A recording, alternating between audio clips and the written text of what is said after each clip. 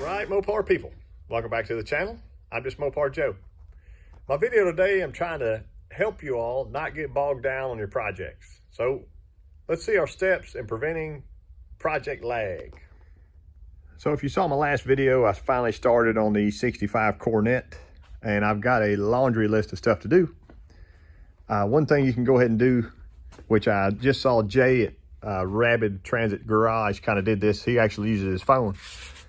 This is the old cardboard method. You'll see this probably on Roadkill too or whatever. But I just went front to rear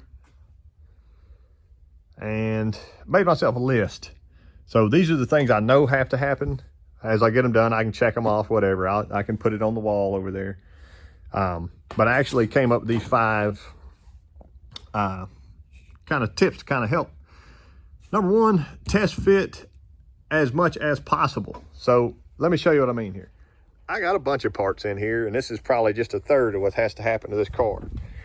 These are some Patriot shorty headers, which all I did was open the box, kind of lay them around.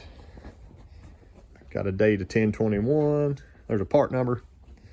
But I have not tried them at all on this engine.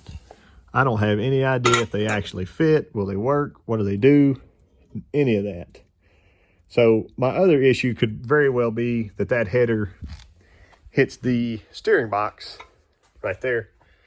Common problem on a lot of cars. So I'm going to try to get that test fit before I actually put the entire engine in. So I'll take some measurements and just do my best.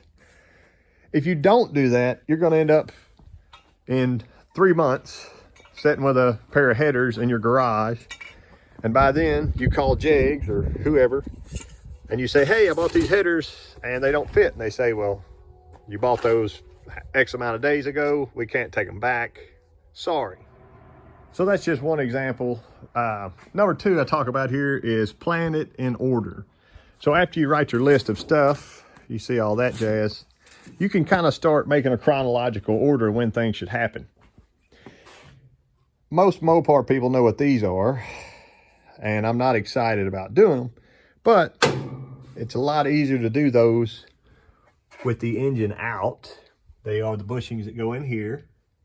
If you want to see the best video on the internet on how to replace those, Johnny Mopar's already done it. I'll put a link up for him here. I watched it last night, and I didn't watch another one. This is all it needed.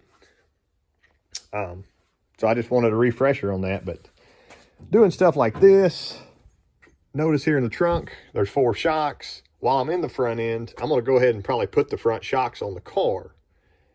I'm already there. The engine's out. Everything's a little bit more accessible if I have to climb in, do whatever. It's there. Leaf springs, they'll go under the back of the car. While I'm doing that, doing leaf springs, I'll have the car jacked up and I can do my, see where I said rear? Work on things like brakes. You know, remember that brake line looks really bad. If I'm going to do a sure grip, I might wait on it just because this is 8 3/4 and you can pull the center section out pretty easily. But do my rear shocks and leaf springs at the same time. I say exhaust back here. The exhaust will happen in chronological order like everything else. So you do the exhaust after you put the engine in. But if I was sitting here twiddling my thumbs, I could go ahead and hang the exhaust up to this point and then finish it off later if I needed to. I got plenty to do. Let's keep going. So, number 3, don't tear it down until your parts are here.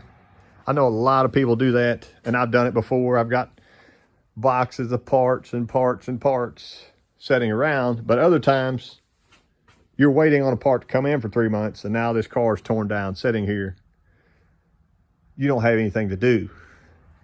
Just something to keep in mind. Number 4, don't be scared to ask for advice, and I'll show you exactly what I mean here. This transmission rebuild, I'm going to send it out to get done. It's getting a new converter. Since this car is so old, this converter, I got told that the snout may be a different size than the back of my LA crankshaft. So that's one thing. But also, I'm getting a new converter built. This one probably has a different spline count than the newer 727 does. So I got to keep that in mind. I've never dealt with these shifter cables before. You can see them there. This is the 1 year only, I was told. And it has 2 separate shifting cables. I want to be careful with that stuff and I want to document it, but I'm not scared to call someone and ask that's dealt with that before. Doing that will probably save me a lot of headache later instead of tearing something up and then having to look for parts. Lovely number 5, be realistic about your build. Price. So if you want this car to be a $1 million show car, you're going to build it differently than if you would a weekend cruiser that you want to just be able to drive to Walmart in. Your ability, can you rebuild a transmission? Can you rebuild an engine? Do you want to try to start learning on this car? Do you want to try on a different car? What's your timeline like? These are all things you need to keep in mind. You got to remember, just because you can do something doesn't mean you have to. And that kind of brings up my final point here. Final question here for you. Is there something else you could be doing to offset your car costs? Here's a perfect example. So I got a buddy over at Dust or Bust named Marcos, and he recovered the seats for his A-body Duster.